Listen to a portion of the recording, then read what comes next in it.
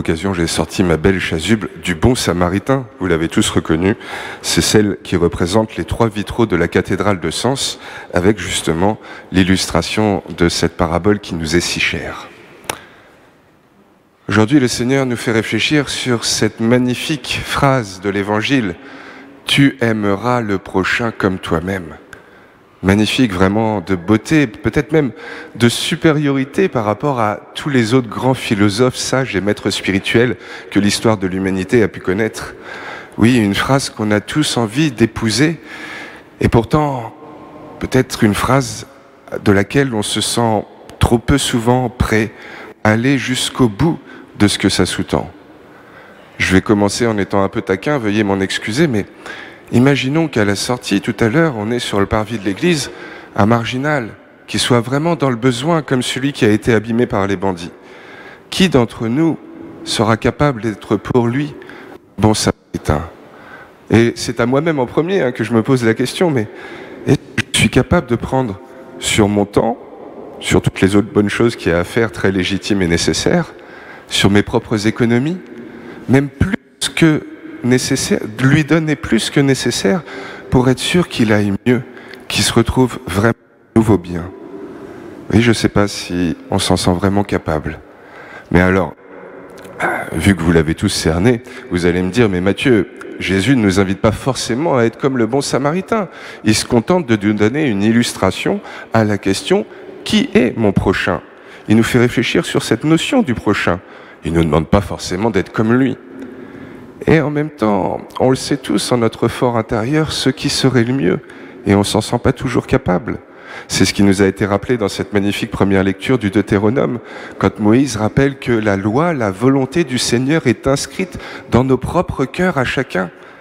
Et c'est sûrement ça qui fait que des fois, on se sent peut-être comme le docteur de la loi qui discute avec Jésus, un petit peu triste, comme impuissant, incapable de réaliser pleinement ce à quoi il nous appelle, parce que on a peur de jusqu'où ça pourrait nous mener de prendre ce temps avec cet inconnu, même s'il en a besoin. Et trop souvent, donc, on a l'impression de ne pas, ou trop mal, réaliser l'amour du prochain, jusqu'à l'absolu, et l'amour de tous les prochains qu'on est amené à croiser. Oui, c'est pas évident. C'est trop presque. Trop exigeant ce qu'il nous demande. On n'est quand même pas appelé à porter toute la misère du monde. Eh ben non. Et c'est pas ce que Jésus nous demande. Et ça, je crois que c'est bon à entendre, justement. Ce qu'il nous demande juste, notre ami Jésus, c'est d'aimer notre prochain. Point. Mais alors vous me direz, c'est qui notre prochain? C'est qui mon prochain? Ben ça tombe bien, c'est exactement la question de l'évangile d'aujourd'hui. Et ce qui est génial, c'est que Jésus, il décentre, ou recentre peut-être la question. C'est pas tant de savoir qui est le prochain de Matthieu, mais de qui Matthieu est-il le prochain? De qui moi je suis le prochain? Et le problème, c'est que dans la réflexion, il renvoie cette question au docteur de la loi et il lui dit, là, la personne malade, abîmée, c'est qui a été son prochain? Et lui, il répond très justement, celui qui a pris soin d'elle. Et derrière ça, on comprend comme un filigrane que Jésus s'adresse à nous tous et qui nous demande, est-ce que chacun, on est vraiment le prochain de notre prochain? Je vous fais pas un sketch à la Raymond DeVos, mais est-ce que chacun, on est capable de prendre soin de celui qui en a besoin, qui se présente là, aujourd'hui, dans ma vie?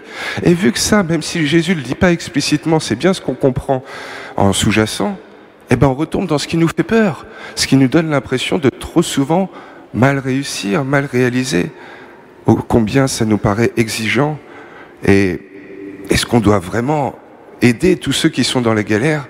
Eh bien, j'en suis pas si sûr. Et même peut-être au contraire, si on comprend ce que Jésus entend par le mot « prochain ». Parce que prochain, je pense pas que ce soit proche. Et je pense qu'il y a une vraie nuance. Le proche, c'est celui qui peut m'être proche dans l'espace, physiquement, là, à mes côtés.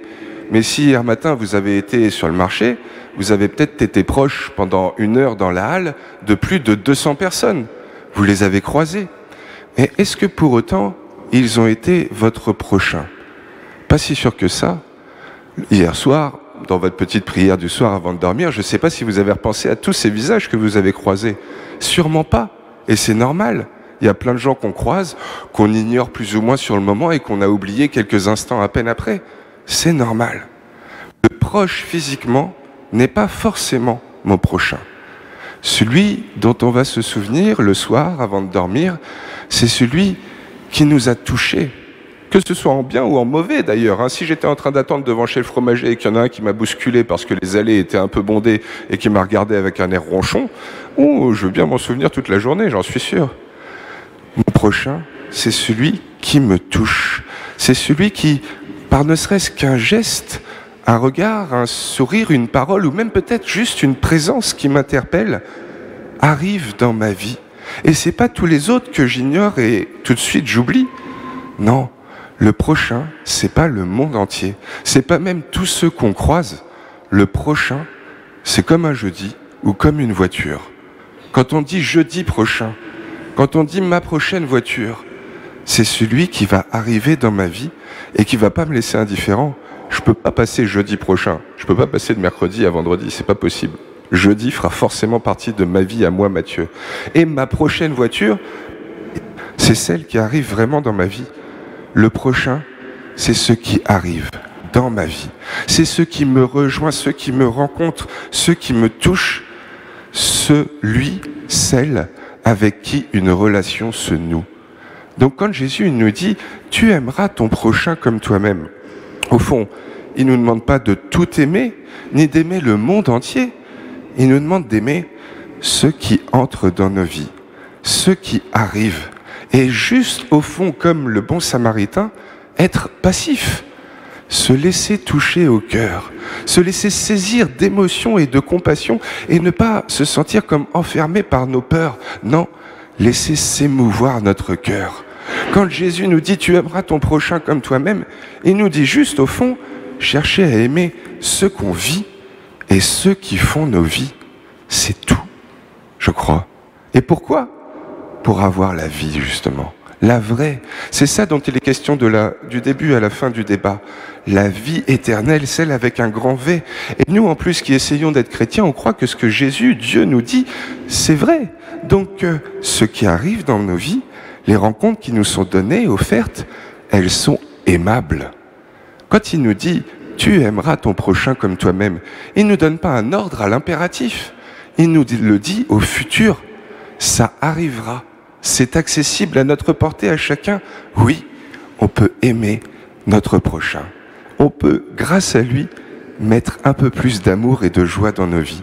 Je crois que c'est vraiment ça ce que le Seigneur nous dit dans cette invitation. Il nous rappelle que par le prochain, par celui qui fait éruption dans ma vie, je vais pouvoir aimer et être aimé toujours plus. Et il me semble que c'est ce qui est magnifique dans cet évangile, c'est qu'il nous donne, à travers cette parabole du bon samaritain, l'illustration parfaite de ce à quoi il nous appelle. Comme s'il nous disait, se dérober à l'amour qui se présente dans nos vies, à travers ce qui arrive, les relations qui nous sont offertes, c'est risquer d'être moins heureux que tout ce qui nous est donné. Alors vous me direz, oui, mais on est dans un monde qui va trop mal. Et c'est sûr que le mal, sous ses diverses formes, représentations, toute la misère qu'on voit dans l'actualité, et même que des fois on aime bien, par nos petites histoires, nous partager les uns les autres, eh ben forcément, ça peut avoir tendance à nous effrayer. Et pour le coup, ça peut avoir tendance à faire en sorte qu'on est comme aveuglé et qu'on n'ose pas réaliser même le petit bien auquel nous appelle notre prochain. Mais pourtant, reconnaissons-le, le vrai prochain, celui qui de moi a besoin, il est quand même pas si nombreux que ça au quotidien.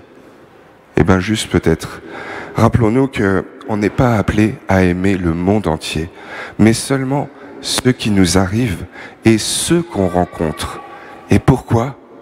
Simplement pour en profiter, vivre, aimer, être heureux et pas seulement exister.